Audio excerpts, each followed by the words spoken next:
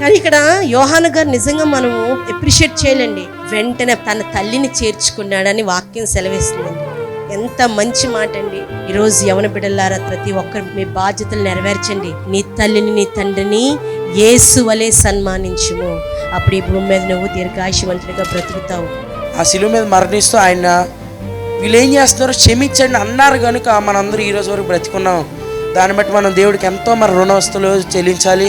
ఆయన రుణం ఎప్పుడు మనం తీర్చుకోలేము. ఈ మొదటి మాటల నుంచి మనం నేర్చుకోవాల్సిన సారాంశం ఏంటంటే, మనం కూడా తోటి మనుషుల్ని క్షమించడం అనేది నేర్చుకోవాలి. మన కోసం ప్రతి ఒక్కరు కూడా ఎదుటి మనిషిని పాడు చేయాలి, ఏదో చెయ్యాలి అనే ఆలోచించే ఈ రోజుల్లో మన దేవుడు ఏం చేశాడంటే, మనల్ని రక్షించడం కోసం, మనల్ని కాపాడడం కోసం ఆయన ఈ లోకానికి వచ్చారు. మరి అటువంటి దేవునికి మనం ఎప్పుడు విడిచిపెట్టకూడదు. మనకి చేసిన మేలులు ప్రతిసారి తలంచుకొని ఆయన ఆరాధిస్తూ ఉండాలని నేను కోరుకుంటున్నాను. గొప్ప దేవుడు మన దేవుడు. అప్పటి వరకు ఆ నేరస్తుడు ఎవడో తెలియదు, అన్యుడు. కానీ ఆ దినమే అతనికి రక్షణ ఇచ్చాడు. వెంటనే ఆ యొక్క నేరస్తుడు పలికిన మాటలు బట్టి ఎప్పుడో వస్తావనలేదు, నాతో పాటు నువ్వు కూడా పరదేశంలో ఖచ్చితంగా చేర్చబడతావు అన్నారు. చూసారా ఎంత గొప్ప మాట. ఎవరినైనా సరే దేవుడు క్షమించే దేవుడు.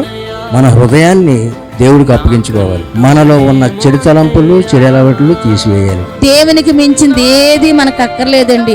ఆయన తర్వాతే మనమండి. ఆయన ఉన్నారు, ఆయనకు ఆనుకొని ఉన్నాం అనుకో, ఏ సమయానికి ఏది కావాలో ఆయన నమ్ముకుని బిడ్డలు ఎప్పుడు ఇడిచిపెట్టడు. దేవుడికి కృతజ్ఞతగా బతకాలి. మన కోసం సిలువలో రక్తం కార్చి శోధనలో పడిపోయారు ఉన్న మనం కూడా దేవుడికి కృతజ్ఞతగా బతికి ఆ సువార్త అందరికీ చెప్పాలని ఆశపడుతున్నా. నేను ప్రార్థన చేయడం రాదు అంటే గనక అమ్మతోని నాన్నతోని మనం ఎలాగైతే మాట్లాడతామో అలాగే చెప్పి, దేవా నీకు వందనాలు, స్తోత్రాల దేవా అంటే అది చాలు. ఎందుకంటే ఆయన విజయశీలుడు, ఆయన విజయం పొందారు. సిలువలో ఆయన మరణించి ఆయన విజయం పొందారు కనుక ఈరోజు మనము ఈ యొక్క సన్నిధిలో దేవుని కొరకు మాట్లాడుకుంటాం. అప్పుడు దేవాలయపు తెర పైనుండి కింద వరకు రెండుగా చినిగెను, భూమి వణికెను, బండలు బద్దలాయను. అంటే సృష్టి కూడా లోబడుతుంది, కానీ మనం మాత్రం ఇంకా కఠిన హృదయములు కలిగి ఇంకా ఆయన్ని బాధించేవారుగానే ఉన్నాం తప్ప, ఆయన మనల్ని ఎంతగానో ప్రేమించారు కనుకే మన కోసం బలి అయ్యారు.